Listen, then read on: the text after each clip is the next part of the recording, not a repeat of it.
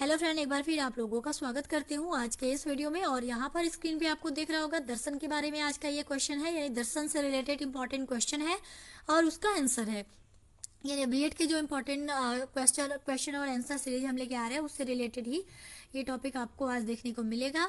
तो उम्मीद करती हूँ कि आपको ये पसंद आएगा, तो वीडियो को पूरा देखिएगा। और अगर आज की ये वीडियो आपको पसंद आती है तो आपको पता है क्या करना है, वीडियो को लाइक कर देना है और दोस्तों के साथ तो जरूर शेयर करना है इस वीडियो को। उसके अलावा चैनल को सब्सक्राइब कर देना है और बेल बटन को प्रेस करना बिल्कुल नहीं भूलिएगा आप लोग। ठीक है। तो यहाँ पर पहले मैं बता दूं कि अगर आपका जो भी पेपर है दर्शन शास्त्र से रिलेटेड, चाहे वो शिक्षा में समाज शास्त्र एवं दार्शनिक परिप्रेक्ष्य होगा, जैसे एमजी की बीपी का ये पेपर है, इसके अलावा कहीं और यूनिवर्सिटी का पेपर दर्शन शास्त्र है, तो ये क्वेश्चन आपको जरूर उसमें देखने को मिलेगा। तो चलिए देख लेते हैं हमारा क्या है क्वेश्चन और क्या है उसका आंसर।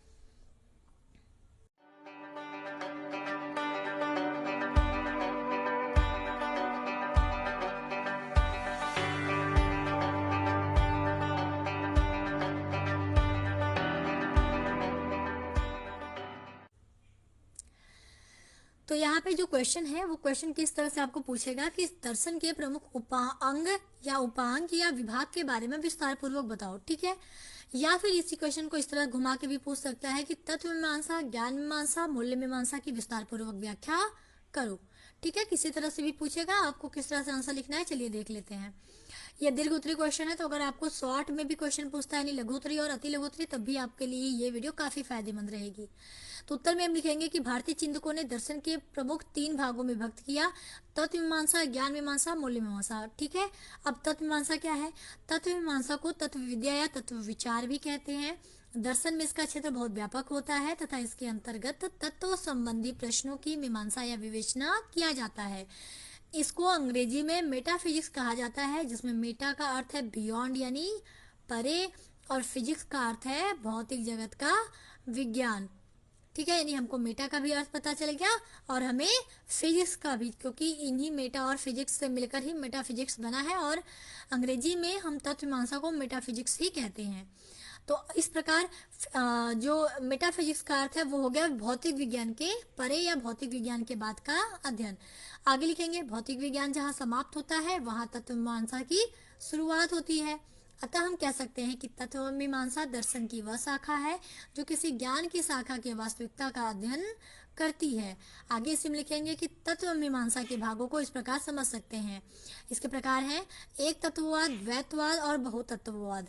एक तत्ववाद क्या है? विश्व, इसमें विश्व का मूल तत्व एक है। द्वैतवाद में मूल तत्व 2 है, जड़ और चेतना। और बहुतत्ववाद में मूल तत्व अनेक हैं। ठीक है, चलो आगे बढ़ते हैं। इस प्रकार हम देखते हैं कि तत्व मीमांसा के क्षेत्र में सृष्टि, सत्ता, आत्म परमात्मा, ईश्वर के स्वरूप की खोज की जाती है।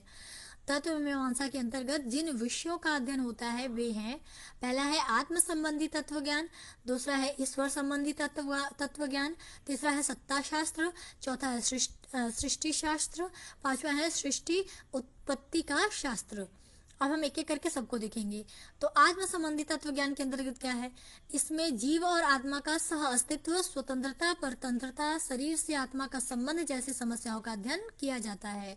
दूसरा है ईश्वर संबंधी ज्ञान। यह दार्शनिक विचारधारा ईश्वर संबंधी प्रश्नों तथा समस्याओं से संबंधित है। ईश्वर से संबंधित प्रश्नों की मीमांसा 3 प्रकार से की जाती है, एकेश्वरवाद, द्वैतेश्वरवाद और तीसरा हमारा है अनेकेश्वरवाद। ठीक है, तो ये था, हमने दोनों देख लिए। अब हम चलेंगे सत्ता शास्त्र की तरफ। तो चलिए देख लेते हैं सत्ता शास्त्र क्या है या सृष्टि शास्त्र क्या है। तो सृष्टि शास्त्र पहले देख लेते हैं।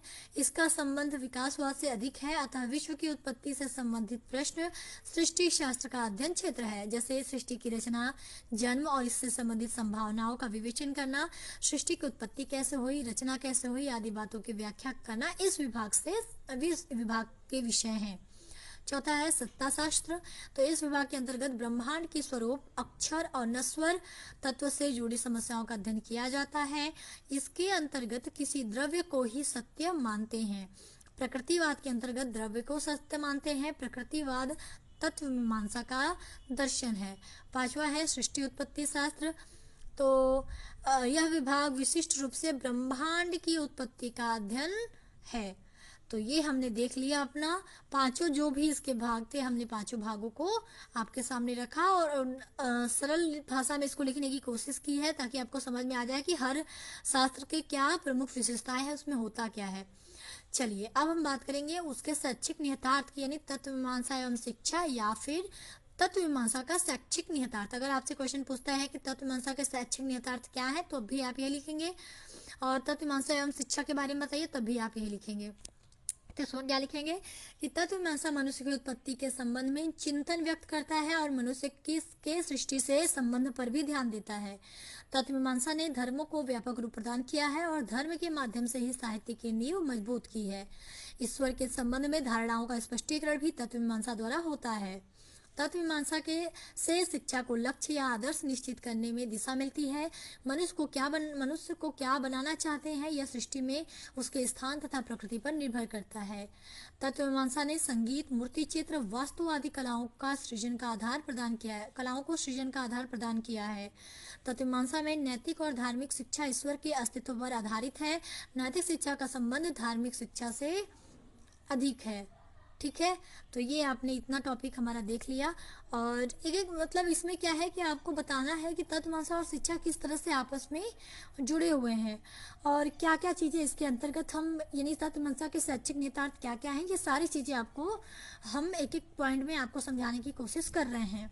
तो चलिए आगे बढ़ते हैं और अगला पॉइंट भी इसके अंतर्गत देख लेते हैं कि अगला पॉइंट क्या है। बाकी आप स्क्रीनशॉट चाहें तो रोक के ले सकते हैं और PDF भी चाहे तो डाउनलोड कर सकते हैं। तो चलिए इसमें आगे हमारा है कि प्रकृतिवाद की तत्व मीमांसा ने शिक्षा में आगमन विधि तथा वैज्ञानिक विधियों को दिया है। प्रकृतिवाद को तत्व मीमांसा का दर्शन कहते हैं। ठीक है, ये ध्यान दीजिएगा आप लोग।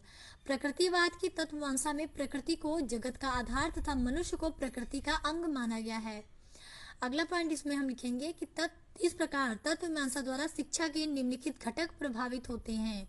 कौन कौन से घटक है वो? पहला है शिक्षा के लक्ष्य एवं उद्देश्य, दूसरा हमारा है शिक्षा की प्रक्रिया, तीसरा हमारा है पाठ्यक्रम विकास, चौथा है शिक्षण की विधियां एवं प्रविधियां, पांचवा हमारा है शिक्षक की भूमिका और छात्रों से संबंध। फिर आगे हम लास्ट में इसमें लिखेंगे कि प्रयोजनवाद में भी तत्व मीमांसा के आधार पर ही आदर्शों पर आधारित शिक्षा के उद्देश्यों पर बल न देकर बच्चों में भिन्न भिन्न योग्यताओं के निर्माण को ही शिक्षा का उद्देश्य माना गया है। ठीक है, तो ये इम्पॉर्टेंट जो भी चीज़ें थी इससे रिलेटेड वो हमने आपको बताई। उम्मीद करती हूँ कि तत्व मीमांसा की सारी चीज़ें आपको क्लियर हो गई होंगी। अब बात करेंगे ज्ञान मीमांसा की।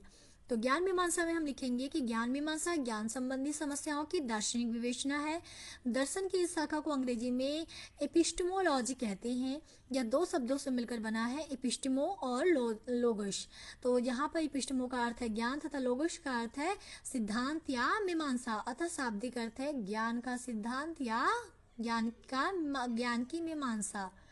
ठीक है, दर्शन की एक शाखा तत्व मीमांसा संपूर्ण विश्व के मूल कारण को खोजने का, उससे जानने का प्रयत्न करती है।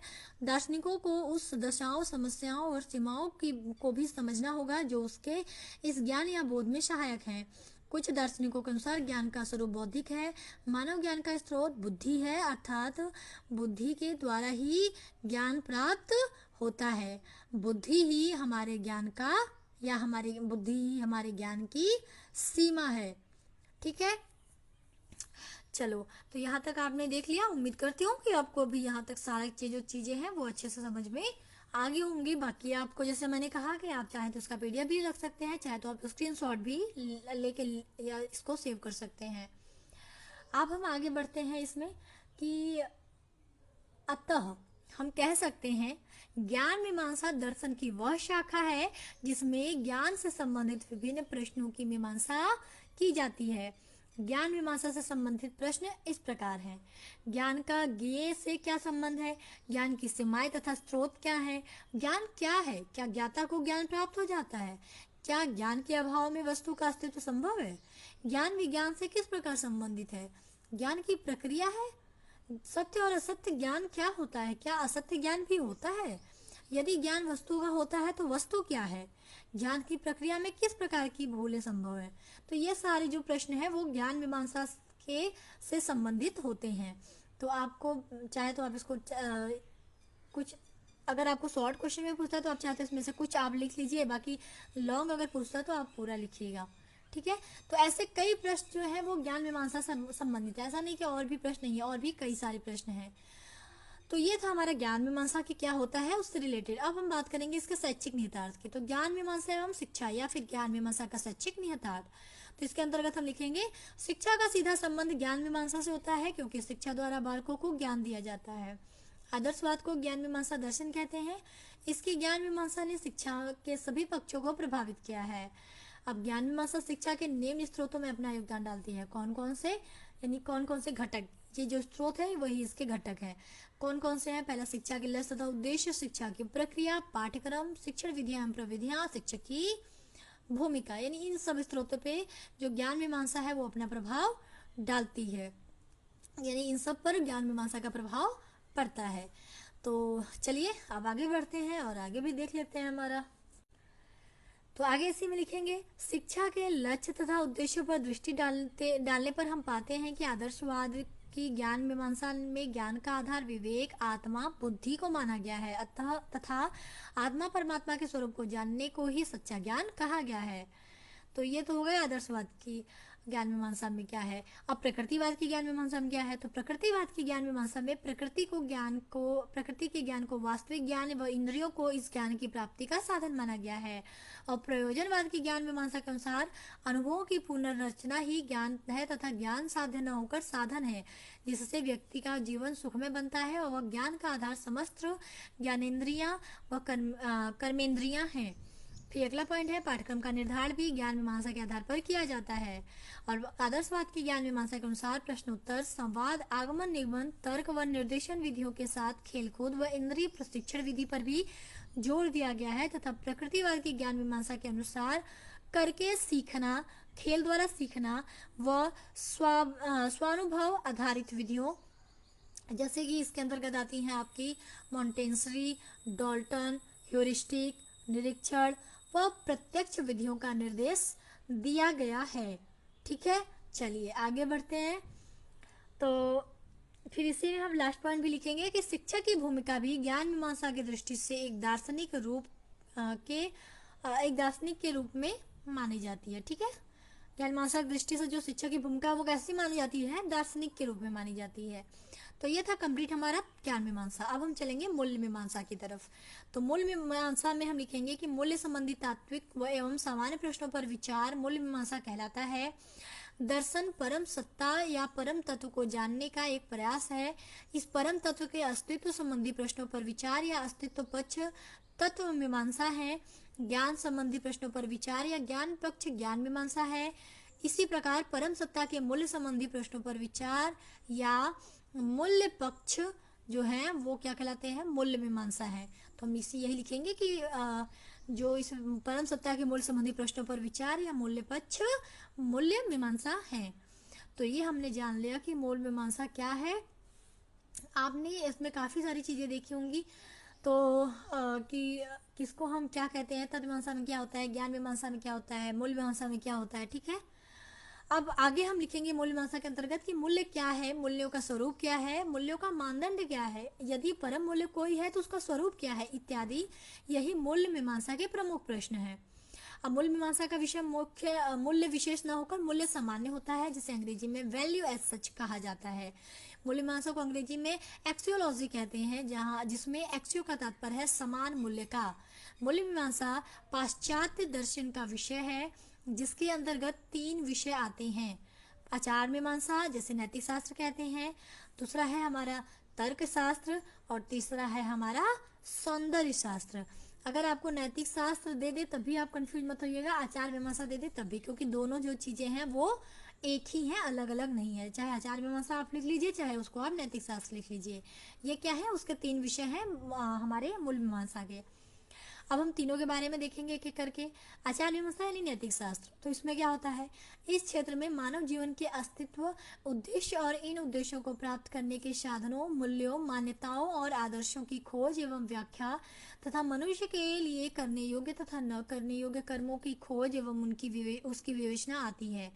इसी को नीति शास्त्र भी कहते हैं। भारतीय दर्शन इसी को मानता है। ठीक है, अब बात करते हैं सेकेंड नंबर यानी तर्कशास्त्र। तो यह पाश्चात्य दर्शन का महत्वपूर्ण विषय है। इसमें तर्क को सत्य व प्रमाणिक सिद्ध करने के नियमों का यथार्थ व विशद विवरण किया जाता है। तीसरा है सौंदर्य शास्त्र। तो इसमें सौंदर्य निर्णय व व्यवहारिक सौंदर्य का अध्ययन किया जाता है। सौंदर्य निर्णय में सुंदरता की सात्विक व्याख्या की जाती है। व्यवहारिक सौंदर्य में चित्रणीय वस्तु या तथा चित्र में कौन सा संबंध होता है, कलाकार में प्रकृति, प्रकल्पना, स्मृति आदि किन गुणों की सत्ता होने से सामान्य वस्तु कला के रूप में परिवर्तित हो जाती है, आदि प्रश्नों का विवेचन किया जाता है। ठीक है, आपने तीनों चीजों देख ली। अब चलिए हम इसके शैक्षिक निहितार्थ की बात करेंगे। तो मूल्य मीमांसा एवं शिक्षा या फिर मूल्य मीमांसा का शैक्षिक निहितार्थ क्या है। तो मूल्य मीमांसा से के सभी विषय शिक्षा से संबंधित हैं। नैतिक शास्त्र मानव में कर्तव्यों की विवेचना करता है। यह पाप पुण्य, शुभ अशुभ, अच्छा बुरा की विवेचना कर कर्तव्यों के लिए एक कसौटी प्रदान करता है। आदर्श की कसौटी नीति शास्त्र ही प्रदान करता है। नीति शास्त्र शिक्षा में अनुशासन संबंधी अवधारणाओं को प्रभावित करता है। छात्र व शिक्षक संबंध, उनके कर्तव्य, विद्यालय के नियम व वातावरण, अनुशासन के नियम आदि के निर्धारण में नीति शास्त्र का महत्वपूर्ण योगदान है। तर्कशास्त्र तर्क का विज्ञान है। इसमें चिंतन, तर्क, निर्णय आदि प्रक्रियाएं समाहित हैं। शिक्षा में भी उच्च मानसिक शक्तियां, चिंतन, तर्क व निर्णय मानी जाती हैं। उसके ज्ञान के लिए तर्कशास्त्र का ही सहारा लिया जाता है। फिर अगला हम पॉइंट इसमें लिखेंगे सौंदर्य शास्त्र। मानव की सौंदर्यानुभूति, सुंदर असुंदर की मीमांसा है। और इसी में लिखते चलेंगे यह सौंदर्य का विज्ञान है। यह साहित्य व कला को दार्शनिक आधार प्रदान करता है। ठीक है, तो आगे है इसमें कि आपने देखा कि ये क्या करता है, दार्शनिक आधार भी हमको प्रदान करता है। तो फिर हम आगे इसी में लिखेंगे कि जो है यह सौंदर्य का विज्ञान है, यह दार्शनिक आधार प्रदान करता है। और साथ ही इसी में लिखेंगे साहित्य व कला शिक्षा के महत्वपूर्ण अंग है। तो आदर्शवाद की मूल्य मीमांसा को देखें तो इसमें जीवन का अंतिम उद्देश्य आत्मानुभूति है व मनुष्य के लिए नैतिक नियमों का पालन आवश्यक है। प्रकृतिवाद की मूल्य मीमांसा में किसी आध्यात्मिक व या नैतिक वेधन को ही आचरण करने को कहा गया है, वेधन को स्वीकार नहीं किया गया है एवं मनुष्य को अपनी प्रकृति के अनुकूल ही आचरण करने को कहा गया है। ठीक है, और यथार्थवाद की मूल्य आचार मीमांसा में कहा गया है कि समान आचार संहिता बनाना संभव नहीं है, अतः जिसमें सुख मिले वही कार्य करें। फिर लास्ट में हम लिखेंगे कि मूल्य मीमांसा द्वारा शिक्षा के निम्नलिखित घटक प्रभावित होते हैं, पाठ्यक्रम और दूसरा है शिक्षक छात्र भूमिका। तो ये था कंप्लीट वीडियो आज का हमारा। उम्मीद करती हूँ आपको पसंद आया होगा। पसंद आया तो वीडियो को लाइक, शेयर और चैनल को सब्सक्राइब कर लीजिएगा। तो अभी के लिए thank you so much, take care, bye bye, जय हिंद।